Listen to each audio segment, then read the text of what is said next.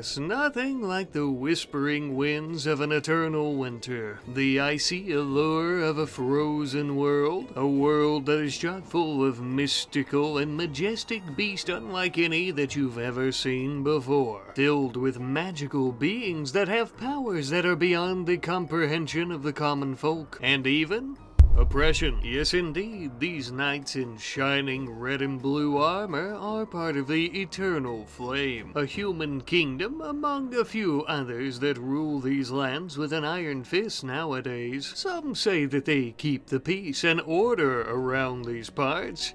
I say that they prevent freedom, the freedom to be who you want to be, who you are, who you were born as, led by what I would consider a tyrannical queen. Queen Snowdrop, that is. She took the throne when she was just a wee little lass after both of her parents were killed by elves. She and her sister conquered them about 5 or so years after she took the throne.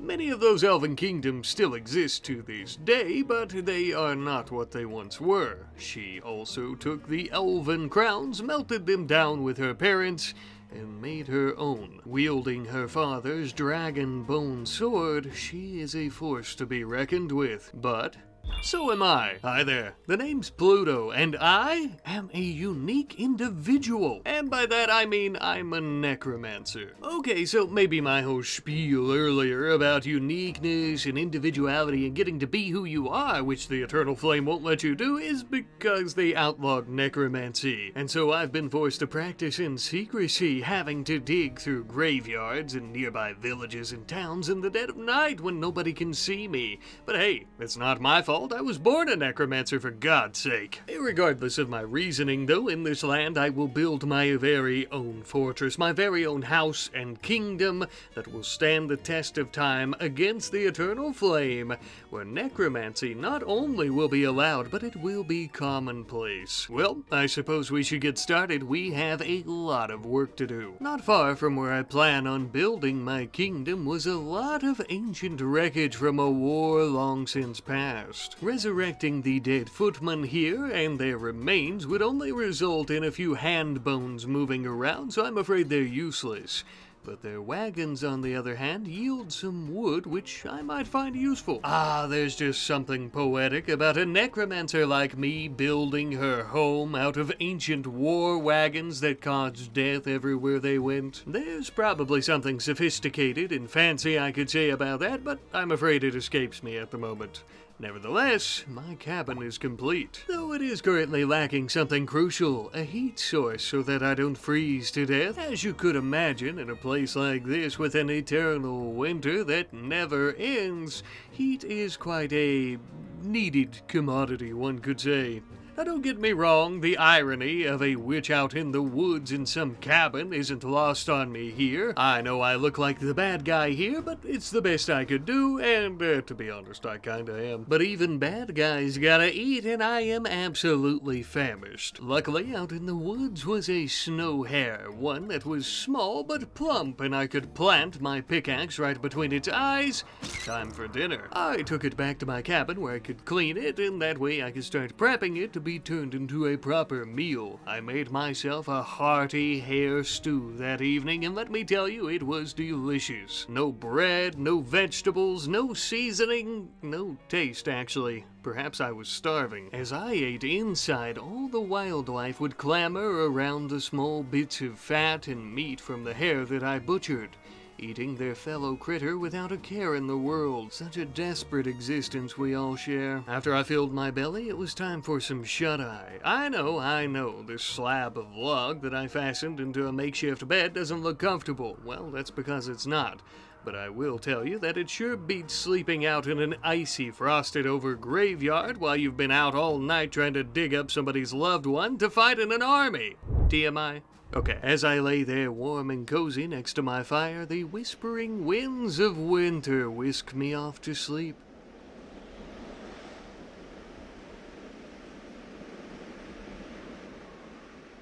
Ah, I would awake on a brand new world, feeling bright-eyed, bushy-tailed, with a full belly, well-rested. But a full belly of hair stew and a little bit of shut-eye doesn't build kingdoms. We have a lot of work to do, as previously mentioned. First and foremost, we are going to start doing a little bit of farming, as we need a reliable food source. And because hunting is fine now, doesn't mean it's always going to be that way. This planet might be in an eternal frozen state, but it still has seasons. The summer and spring are a bit warmer, and then fall and winter get even colder than it is now. And when that happens, the muffalo, snow hares, and ibex will all migrate south to the warmest point of the planet for survival, and we'll be left here without anything to eat. So that's exactly why we're planting a field of winter bloom, a very common plant that is native to the planet, and may even be imbued with a bit of sorcery itself. But the important part is that it's edible, and not only that, it tastes quite good. As we were sowing our plants, we had a mad snow hare coming right for us, most likely upset about the fact that we ate its sibling last night. Well, my furry friend, looks like you'll be joining them in the stew pot. On second thought, I have a much better idea. I think I'll consume your corpse and eat your soul, giving me a bit of your life force, and thus giving myself a teeny tiny bit of necrotic energy. You see, if we're going to raise any undead and expand how many of them that we can control at one time, we need this type of life force and necrotic energy to go about doing so. So we can't just eat everything that we kill. The larger the corpse, the more energy we get. But life ain't all about just consuming bunny corpses to raise an undead army. We also need to work on our kingdom, which is currently just a shack and a couple of holes in the ground that I'm digging for storage. This will keep our stuff safe and sound and away from anyone who might want to steal it or any animals that might want to eat it. I also took the time to improve my cabin here with some nice wood flooring and a proper table to eat at before I lose my damn mind. Now then, with all that complete, how about a little bit of hunting? I'm going to use my pickaxe to kill this ibex, and then, well, we are going to be eating it. I should really get a ranged weapon. You might be wondering why I'm eating the ibex instead of raising it from the dead as a fighter. Well, I'm glad that you asked, because, well, that is definitely a possibility, but it's actually only a possibility if we use a RimWorld of Magic's Necromancy instead of the Necromancy from One with Death, which is the primary mod that we're going to be using here. I apologize if this takes you out of the immersion a bit, but I felt like I should probably explain in case you guys think that I'm just like a crazy overpowered Necromancer from the get-go using both mods simultaneously. Even though it is possible this one is going to be eaten though, not only because we're hungry, but also for revenge, because it's been eating our winter bloom crops. Stupid little bastard. I'm gonna get my payment of food back one way or another. Ironically though, after this we ended up having a couple of donkeys joining us here. Whether they're lost or abandoned, or they were probably part of some type of farming trade caravan that's been ambushed, I'm just happy to have them here with us. They'll be perfect for helping me haul things when I decide to go out and trade in a few days, and if things get really bad, we could always eat them. Now, given the icy climate and cold conditions, you might be wondering how I haven't succumbed to frostbite even a little bit yet. Well, that's because our garb is actually made up of the material known as cool strand, a textile that has some magical properties of its own and is amazing for insulating. That being said, as temperatures continue to plummet, we are going to have to look into some warmer clothing. Right now it's about 3 degrees in freedom units and 16 degrees in Celsius, which is actually rather warm. Even for a frozen ball of never-ending snow and ice, we do live in a warmer area of the planet, all things considered. So you could only imagine what the northern kingdoms and settlements are facing during these times, even in summer. The southern region is also the only region of the planet with any non-artificially planted vegetation, like crops, of course, in the traditional sense. In the north, they grow giant fields of winterized plants plants like our winter bloom thriving and feeding entire cities, while the more traditionally thought plants like corn and rice have zero chance. Speaking of our region in the world though, we are going to be heading out to our nearest neighbor to do a bit of trading. They just so happen to be a small kingdom of wood elves. Some of those who still resist the influence of human kingdoms. They're normally a bit wary of strangers, but myself being a dark elf, we're practically cousins. We ended up arriving there some odd hours later, hailing the guards at the gate to be allowed in for the bartering. Now, we didn't have too much to trade, except for our donkeys, and to be honest with you, having two of them was a bit too many mouths to feed, so we traded one of our donkeys for a nice fur coat. Now, returning home, we have less mouths to feed, we are as snug as a bug in a rug with our new cloak, and we've also got a bit of improved relations with the wood elves. They may prove to be close allies in the wars to come. But I'm getting a bit ahead of myself. We still live in a shack in the woods. There's no fighting right now. Oh, actually, there might be some fighting. Looks like we have a singular brigand coming with a hatchet to try to chop off our head. Thankfully, it's none of the knights from the Eternal Flame, so we should be able to handle him on our own. However, it wouldn't hurt to have at least one ally during this little kerfuffle. Thankfully, a bear had left a half-eaten ibex ram out here that is now my undead slave and can help me butt this bastard into the snow where I can drive my pickaxe into his chest. Easier said than done, but eventually it worked. Ah, you poor, sorry old man. I'm sure that you've won many a battle, but today just wasn't your day. Lucky for you, you can continue fighting on. Ah, Humps, we are going to get along just swell, I think. You're going to be my new best friend, buddy. I gotta say, I really like you a lot better like this. Quite the improvement, maybe really even in your looks. And you smell a lot better, at least now you don't have to bathe. Not that you ever worried about that before. Perhaps the largest improvement, though, is the fact that we now have a set of helping hands with hauling, cooking, his little skeleton fingers preparing a nice stew for us, as you can see. And he doesn't even have a needs tab, so he doesn't need to eat, he doesn't need to sleep, he doesn't need anything at all. Obviously, I mean, he is undead. He also retains his combat experience, but doesn't feel pain, meaning that he's the perfect undead killing machine. But make no mistake, my friends, for he is only the very beginning. Oddly, Humps also suggested that we should give ourselves and our little town here a name, which is unusual because all I thought he could say was and Either way, though, I suppose he's right, although for now we're going to call it a placeholder, as I would love for you wonderful folks to suggest a name for our faction, as well as what our kingdom should be called. Thank you in advance. Now, speaking of our little kingdom here, it's going to not go anywhere if we don't have any materials to build things with, so we're going to finish off these wagons that need destroyed for their wonderful raw wood and boards, as well as deconstructing some old footmen for their bones. These resources are going to be quite crucial to our expansion, as you could guess. As we were collecting these resources, a black bear started hunting down our donkey, which was obviously a bit of an issue. So, myself and my undead Humps here came in and beat it to a pulp. We hacked and slashed and beat it down until it was a sorry sight on the ground. Now, I have compassion and empathy for all of nature's creatures, and that's why I killed it and then resurrected it as a zombie bear. Plus, this way I could ride it around and terrorize my enemies during battle. He was the perfect war pony. So we came out of the situation with a new zombie bear, and our donkey didn't even get eaten. So, pretty good, I'd say, win-win. We also started working on a nice linen tent to begin storing all of our winter bloom. Perfect timing, I'd say, as a few days later we had our very first harvest of them. We're in no rush, realistically, as they can be grown year-round, but after our population starts growing a bit, we want to ensure that we have enough to feed everyone, which also shouldn't take much since most of our warriors are going to be corpses. A few nights later, we ended up having a war merchant from the Wood Elves arriving at our little humble abode. mode. Time for a bit of bartering. I was tickled plum pink to see them, but also to see how affordable their weapons were, like a nice elven bow. Oh, mama, I had been holding out for one of these for quite some time, as they are much more effective than anything that I could have made on my own with the materials here. Finely crafted and tuned, just as our ancestors have taught us for a millennia. With a new weapon to defend myself, I think it's about time we started building some proper defenses around our little cabin here and our little campsite.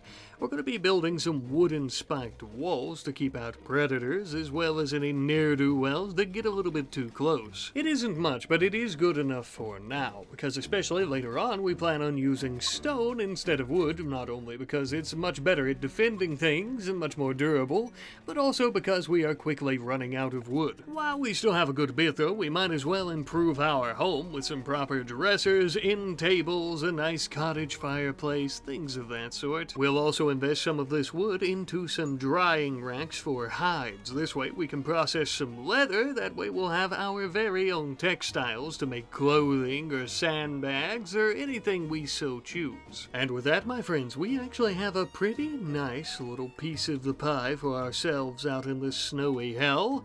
It isn't much, but it might just ward off any threats or anyone who might be looking to try to rob us. Most people aren't coming here because they know we're a necromancer.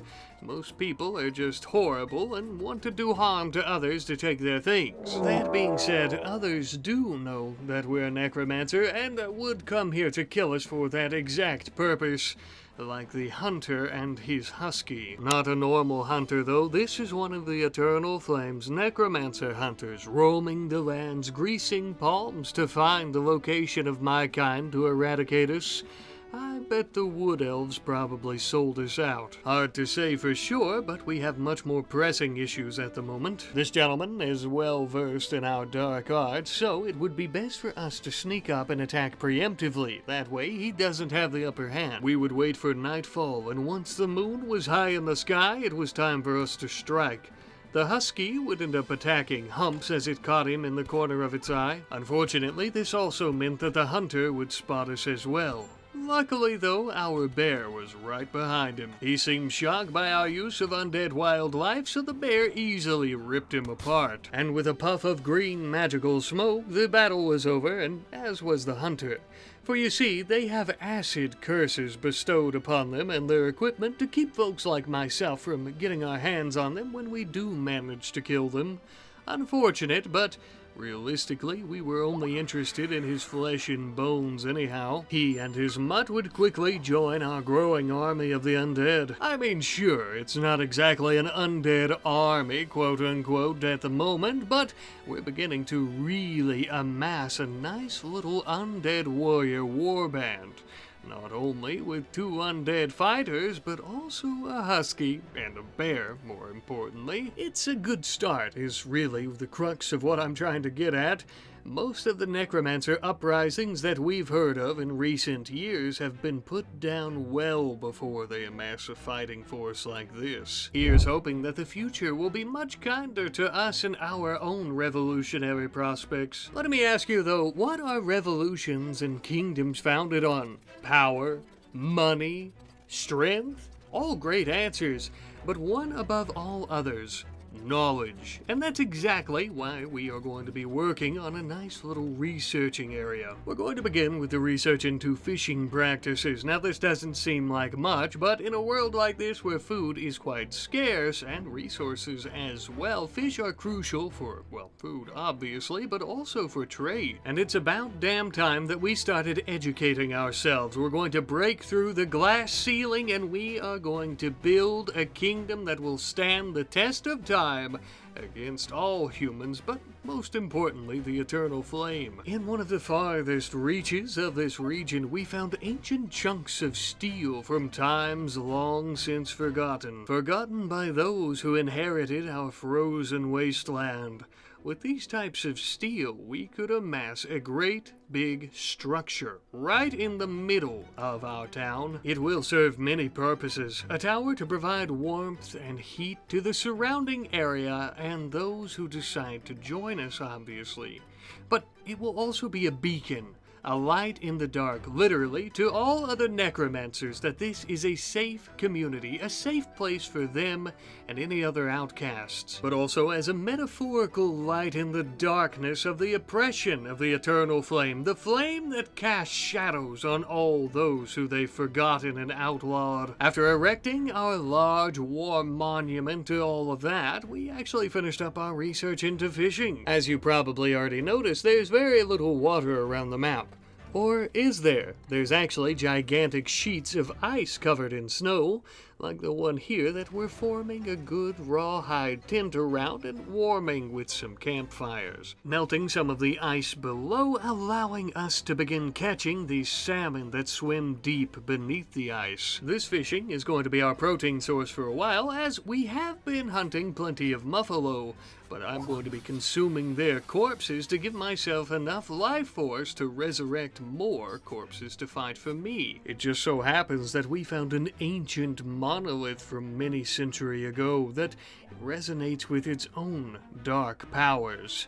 We won't be messing with that for now, but some of the corpses that were around it will now be joining us. I would have questioned these corpses about what this monolith was and what they knew about it, but they are ancient just as well, and any vocal cords or manner of speaking they had rotted long ago. But either way, they were quite useful. As you can see, I don't really have to do any hauling, or butchering, or cooking, or anything for that matter, as they have it handled. These undead slaves were good at basically everything, including mining out small mountains. That way we can get a shit ton of stone chunks, and they were even good at cutting those chunks into blocks. Most of this was sandstone, which was quite unfortunate, as it isn't exactly the most durable stone, but it's better than using the wooden spike fencing, so we'll have to make do with what we have. With such a large war party and a growing community, I think it's time that we erect our own banners. We will all gather beneath the mighty crow, the perfect representation of our dark, yet clever manner. There's probably also a pretty decent joke in here about murder, you know, like a murder of crows. Okay. We also started mining out large veins of iron ore and collecting it, as well as some magicite that came out of it as well. Magicite's going to be absolutely perfect for any spells or scrolls or anything that we plan on creating, but also the iron's going to be pretty great for just making swords and daggers to stab our enemies to death. Once we finish our research into smithing, that is. Until then, I suppose maybe we could throw it at them? I don't know. As we're working on that research, we're also going to be building an actual blacksmith building. That is going to be our very first structure that is created solely out of stone. Wood would have been fine in some areas, but given how much fire they're going to be using here to create weapons, I don't want anything to burn down. Plus, with the city not yet being walled in at all, I don't need the eternal flame coming and then lighting all of our places on fire. Until we finish up that research, though, we are mostly going to be doing some taxidermy in here to really liven and beautify up the place. Nothing like a nice muffalo head staring at you while you lie in bed to get your day started. However, our work would be interrupted when we intercepted a carrier pigeon. It was a deserter from the Eternal Flame, requesting aid from us. We advised him to approach with caution, otherwise I would unleash my undead horde. He put away his weapons and began begging for assistance. Apparently, he was a sympathizer to our cause, and for that his allies were going to end his life and/or imprison him, which he wasn't too interested in. We couldn't be sure if his words were true, but perhaps our trust in him might not be misplaced. A group of the Imperials from the Flame arrived some odd hours later, hunting him down. A couple of the Royal Guardsmen. Perhaps this is true after all. If he's willing to take up arms against them with us, that will really prove his credibility. They don't just send these guardsmen after anyone. Almost makes you wonder what he did that was so bad. Perhaps worst of all, the royal slave known as Mourncow was with them. Known as the Queen's most loyal elven slave, she also is one of the most deadly, as she wields a lightning wand, and herself is a bright mage capable of incredible light power and manipulation. This fight will not be easy. but perhaps we can overwhelm them with our numbers. If we split up and somehow get her away from the guardsmen, we might be able to come at her all at once. Our first and largest group would deal with one of the guardsmen all by our lonesome, and funny enough, he was actually pretty easy to take down. The second was right next to our sorceress, and we were coming right for him as well. Thankfully, if you stab enough times in the armor, you can get through the soft bits, and we ended him too. We quickly surrounded Moincow and a large group of the undead, beating, bashing, and gashing her. With one final blow, the powerful elven slave was no more, although her time as a motionless cadaver was short-lived. I resurrected her, and now she is a moving cadaver. Ah, Moincow, you were so pathetic in life, submitting to humans, being enslaved by them. You couldn't serve your elven ancestors in life, but now you can properly serve them in death. Ah, I bet the old King Rosh is rolling in his grave right now. That's an interesting turn of phrase. Well, it should be noted, though, that even though Moincow has been resurrected properly, she has been nerfed a bit. In death, her powers are not near as powerful. The reason being that magic normally relies on life force, and since she's no longer alive, I think you see where I'm going with this, she no longer has access to her magical arsenal, at least not fully. But she'll still be quite useful in battles to come and serve us well, I'm sure. We also resurrected one of the guards, the one that still had their armor. The other, I'm going to consume their soul and their body for necrotic energy, as well as one of the ancient corpses we resurrected previously. We can't really resurrect any more humans at the moment. Looks like our powers could use a bit of training. Nevertheless, we have really formed quite the undead fighting force. Many undead warriors, a new human with all the know-how of the Eternal Flame and their tactics, a couple of undead animals, and most importantly, one of the most powerful elven bride mages who has ever lived.